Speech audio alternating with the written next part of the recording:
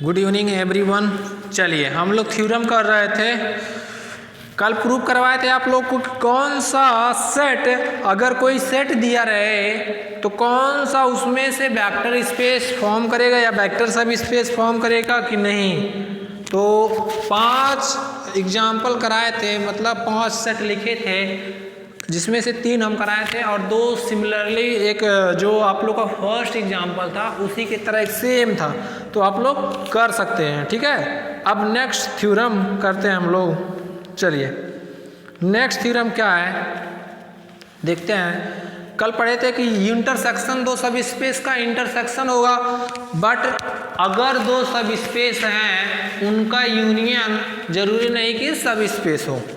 तो यहाँ से नेक्स्ट थ्योरम, अगर कोई वेक्टर दो, मतलब एक वेक्टर स्पेस है V, सपोज एक वेक्टर स्पेस V है, एक W1 एक सब स्पेस है V का, and W2 is also a subspace of V, then W1 union W2 is a subspace of V। W2 is a subspace of V। कब होगा देखिएगा ध्यान से, कब कि W1 या तो W1 W2 में कंटेन हो जाए या W2 W1 में कंटेन हो जाए। ठीक है, 2 वेक्टर सब स्पेस का यूनियन सब स्पेस कब होगा उसी वेक्टर स्पेस का, या तो दोनों में से एक दूसरे को कंटेन करे। ठीक है, या तो W1 W को कंटेन करे या तो W2 W1 को, इसी को प्रूव करना है। चलिए प्रूव करते हैं।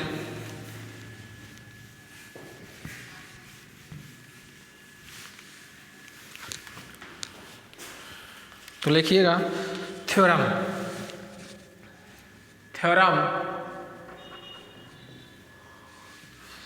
If W1 and W2 are 2 subspaces, if W1 and W2 are 2 subspaces over a vector space V,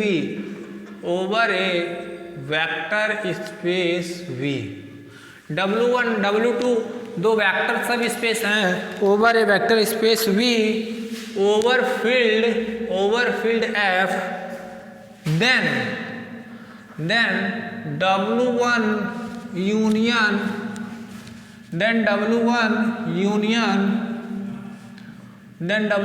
W2 is W1 W2 is also a subspace if and only if W1 contain करे W2 में और W2 contain करे W1 में। ठीक है, चलो prove करते हैं हम लोग। प्रूफ मान कर चला है, कंसीडर मान कर चला है W1 and W2 2 vector space है। Consider W1 and W2 are subspace of a vector space. Consider W1 W2 are subspace of a vector space V over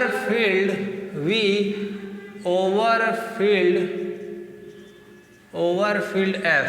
consider W1 and W2 are subspace of a vector space V over field F, and W1 union W2 and W1, देखिएगा ध्यान से। सबसे पहले हम मान कर चलेंगे W1 W2 2 सब स्पेस है of a vector space V के। अगर हम मान कर चल रहे हैं, उल्टा मान के चलेंगे कि अगर W1 W2 में कंटेन है या W2 किसमें W1 में कंटेन है, तो हमको ये दिखा देना है कि जो W1 यूनियन W2 वो क्या हो जाएगा, सब स्पेस हो जाएगा। And we show that we saw that, इस केस में हमको दिखाना है, and we saw that W1 union W2 is a subspace, is a सब स्पेस। ठीक है, देखो सबसे पहले थ्योरम कह रहा है कि अगर W1 W2 कोई दो सब स्पेस है वेक्टर स्पेस के ओवरफिल्ड F, देन उनका यूनियन सब स्पेस कब होगा? If and only if W1 या तो W2 में कंटेन हो या तो W2 W1 में कंटेन हो। तो इफ एंड ओनली इफ लिया गया, इसीलिए दोनों तरफ से थ्योरम प्रूव करना पड़ेगा। तो हम मान कर चलेंगे कि W1 W2 दो सब स्पेस है वेक्टर स्पेस के ओवरफिल्ड F। अगर ये W1 W2 में कंटेन हो, W2 या तो W2 W1 में कंटेन हो, तो हम यहाँ से दिखा देंगे कि W1 यूनियन W2 क्या होगा? सब स्पेस होगा। दूसरे तरफ से हम इसको मान कर चलेंगे कि W1 W2 सब स्पेस है, और ये दिखा देंगे कि W1 कंटेन कर रहा है W2 में या W2 W1 में कंटेन कर रहा है। ठीक है, तो मान कर चल देखना, and we saw that W2 union W2 is subspace. If देखना ध्यान से, इफ W1 कंटेन W2, मान लो W1 W2 में कंटेन कर रहा है, then W1 union W2 is equal to W2। देखो बिल्कुल सही है, क्योंकि यूनियन क्या होता है? अगर W1 W2 में कंटेन हो रहा है, दैट मीन्स बड़ा, ये बड़ा होगा सेट, और यूनियन हमेशा बड़ा वाला सेट मिलता है। यूनियन हमेशा क्या होता है? बड़ा वाला सेट देता है, इंटरसेक्शन हमेशा छोटा वाला। जैसे मान लो ए एक सेट है, ए में मान लो 1 2 3 4 एलिमेंट है, बी में एक एलिमेंट 1 2 3 4 5। कौन बड़ा है?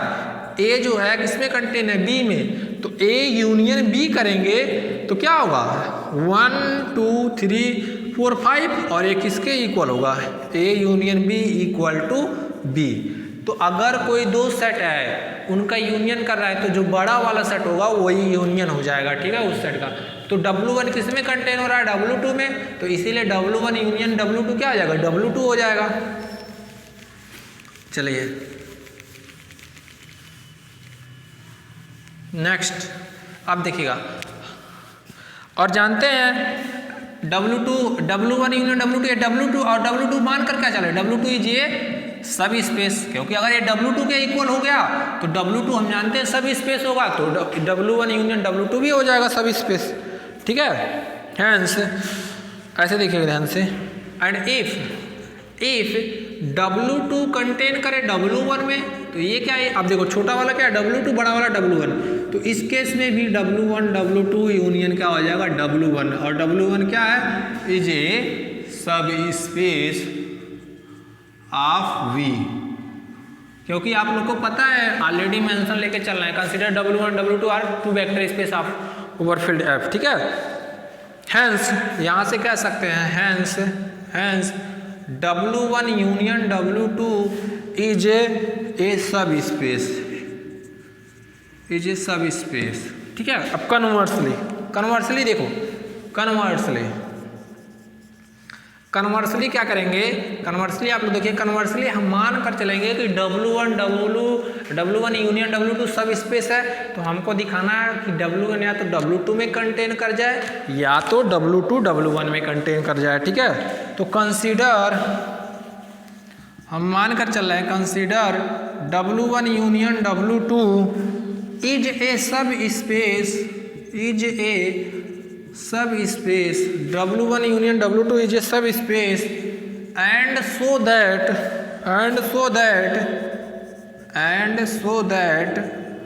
W1 किस में कंटेन करे? W2 में, और W2 किस में कंटेन करे? W1 में। ठीक है, हमको ये दिखाना है कि मान कर चल रहे हैं कि W1 यूनियन W2 एक सब स्पेस है, तो हमको ये दिखा देना है कि W1 W2 में कंटेन करे या तो W2 W1 में कंटेन करे। ठीक है, देखिएगा ध्यान से, मान कर चल रहे हैं, लेट मान कर चल रहा है कि W1 W2 में नहीं कंटेन कर रहा है, एंड W2 ना तो W1 में कंटेन कर रहा है, मान कर चल रहे हैं। तो इफ देखना ध्यान से, इफ अगर W1 W2 में नहीं कंटेन करेगा तो ये क्या इंप्लाई करेगा कि देयर एग्जिस्ट एक x1 एलिमेंट बिलोंग करेगा W1 में जो W2 में ना हो, but x1 does not belongs to W2। यहां तक लिखिए आप लोग, यहां तक लिखिए।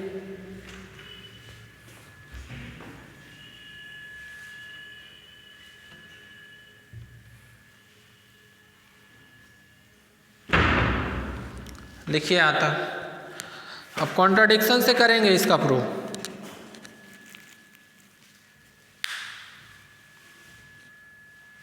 दिख रहा है?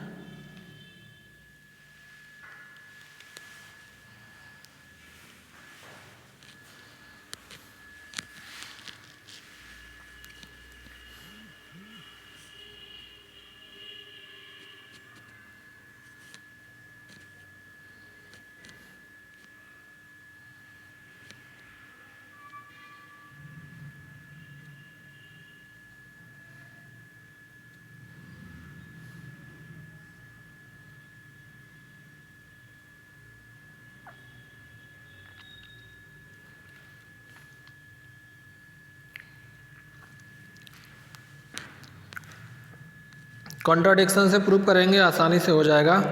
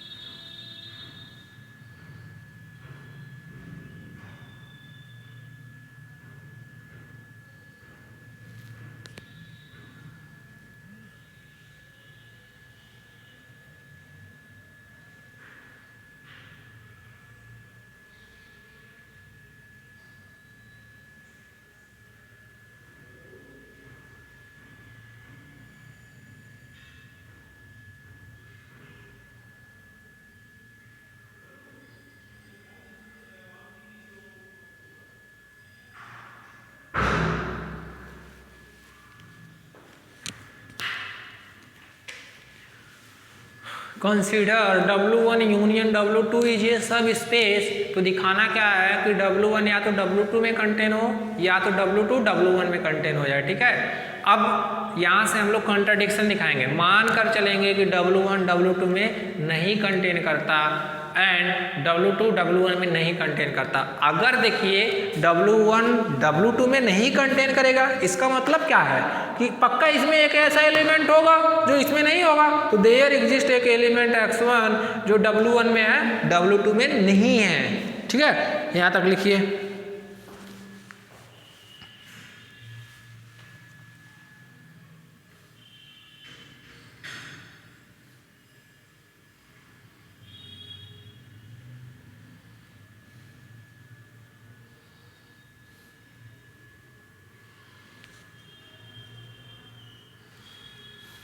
इसके बाद हम लोग को बस यही प्रूव करना है कि W1 W2 में कंटेन हो जाए या तो W2 W1 में कंटेन हो जाए, ठीक है। कंप्लीट हो जाएगा प्रूफ। चलो नेक्स्ट, अब देखिएगा इसके आगे मिटाते हैं।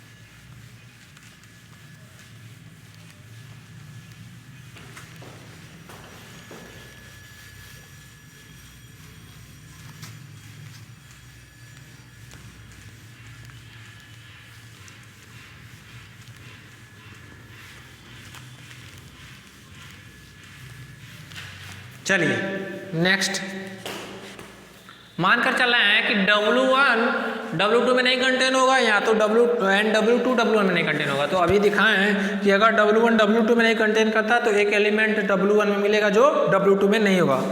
इफ अगर W2 W1 में नहीं कंटेन करता तो ये क्या इंप्लाई करेगा कि देयर एग्जिस्ट एक X2 एलिमेंट होगा W2 में, बट वो W2 में W1 में नहीं बिलोंग करेगा। ठीक है, अब देखिएगा ध्यान से, हेंस W1 यूनियन W2 ऐसे मानकर चल रहे हैं, hence X1 X2 belongs to W1 union W2। इसका मतलब क्या होगा, X1 X2 या तो W1 में कंटेन करेंगे या तो W2 में।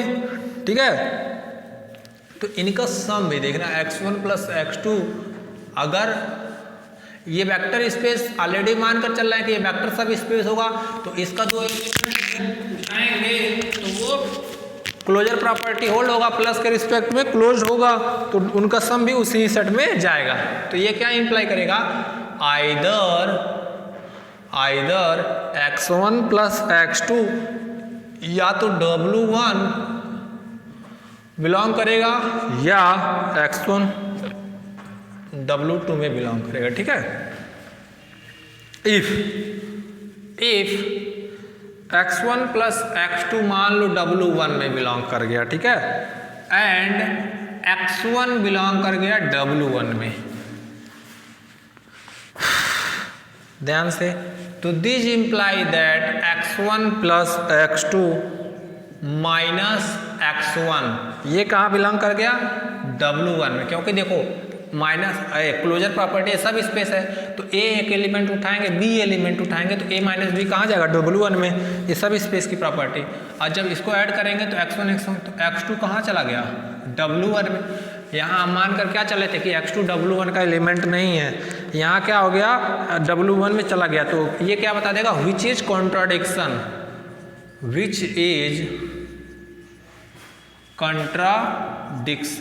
ये तुरंत क्या कर जाएगा, कॉन्ट्राडिक्ट कर जाएगा। ठीक है, बिकॉज क्यों कॉन्ट्राडिक्ट कर रहा, बिकॉज X2 W1 में नहीं बिलोंग कर रहा है, मानकर चल रहे थे। ठीक है, अब इफ X1 प्लस X2 ये W2 का एलिमेंट हो एंड X2 W2 का एलिमेंट हो, तो same X1 plus X2 minus X2 कहाँ जाएगा, W2 में। दिस इंप्लाई दैट क्या होगा, X1 बिलोंग्स टू W2, ये also contradict, which is also a contradict,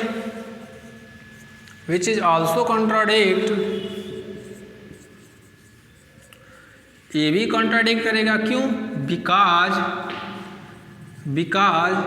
X1 does not belongs to, X1 belong नहीं कर रहा है W2 में। ठीक है, हेंस थ्योरम इज ट्रू, तो हमारा जो एजम्पशन था वो कैसा हो गया, रॉन्ग हो गया, इसीलिए हेंस थ्योरम इज ट्रू। तो क्या होगा कि W1 या तो W2 में कंटेन करे या W2 W1 में कंटेन करे। यहाँ से प्रूफ हो गया पूरा थ्योरम। चलो लिखो आप लोग,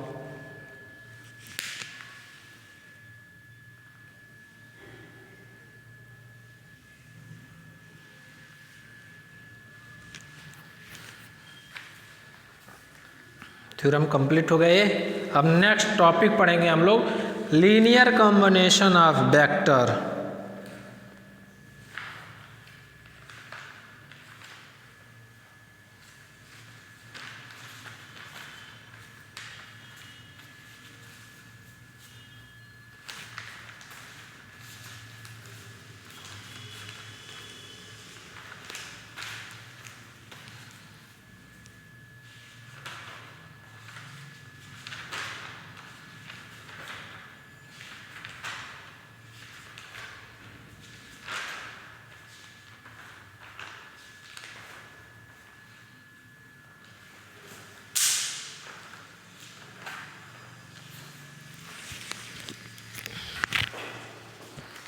लीनियर कॉम्बिनेशन ऑफ वेक्टर।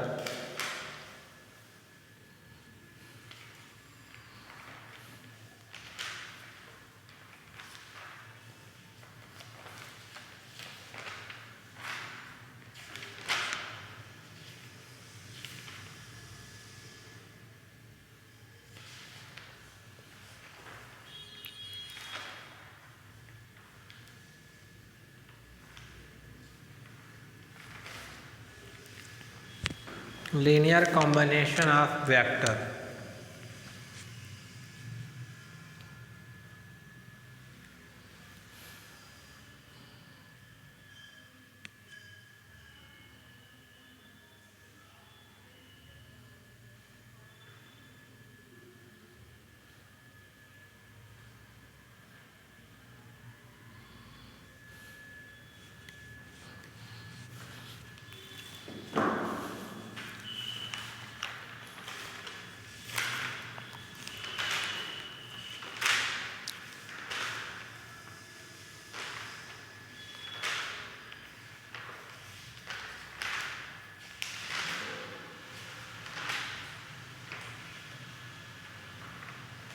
चलिए next, linear combination of vector.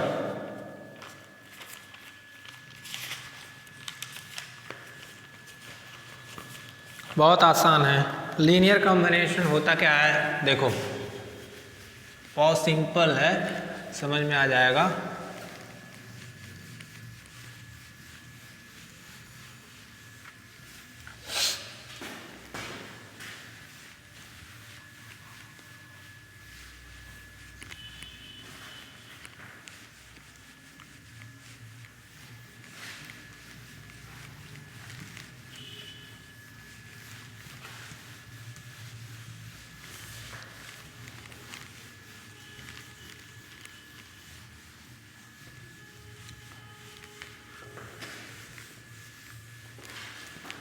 चलिए